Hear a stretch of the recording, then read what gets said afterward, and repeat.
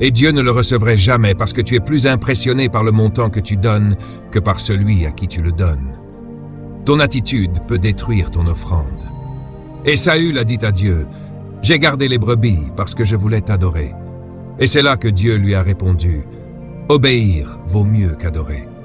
Je suis plus important que le sacrifice que tu me fais. » Les idoles, note ceci s'il te plaît, toute forme d'adoration qui ne s'adresse pas à Dieu est de l'idolâtrie. Dieu déteste l'idolâtrie. Psaume chapitre 68, verset 58. Ils l'irritèrent par leur haut lieu. Ils excitèrent sa jalousie par leurs idoles. Ces genres de mots ne sont jamais utilisés à côté du nom de Dieu. Regarde ces mots, colère, jalousie, irritation. Ce sont des mots terribles. Dieu est un bon Dieu. Mais une chose qui le met très en colère, c'est quand ta chaussure ou ta cravate devient plus importante que lui. Et la Bible dit, « Malheur à l'homme qui tombe entre les mains d'un Dieu en colère. » Tu ne veux pas mettre Dieu en colère.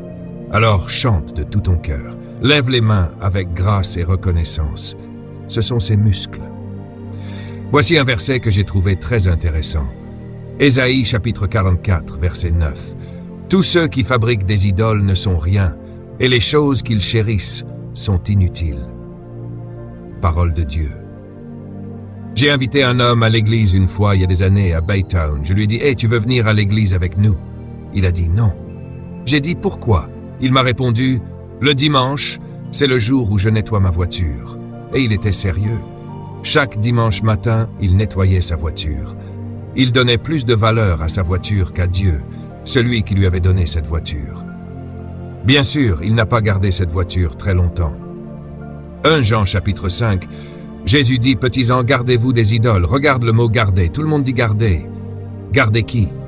Gardez-vous. Autrement dit, Dieu ne va pas te protéger de ton attitude envers ta cravate. Tu dois le faire toi-même.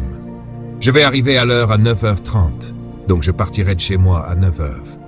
Tu dois t'assurer de te garder loin des idoles. Je priais pour une femme. Je viens juste de revenir de l'État magnifique de Virginie il y a quelques heures, et je priais pour cette femme. Elle était très bien habillée, et je veux dire que l'onction de Dieu remplissait ce lieu, et les gens tombaient sous la puissance. Elle était bien habillée. Elle ne voulait pas tomber. Et tu voyais sa tension, elle disait, « Quelqu'un est derrière moi. » Et tout à coup, boum, Seigneur, sur le dos, le chapeau dans une direction, les chaussures dans une autre. J'ai dit « Amen, gloire à Dieu. » La prochaine fois, viens habillé pour l'onction. On peut être tellement stylé que Dieu ne peut même pas nous oindre.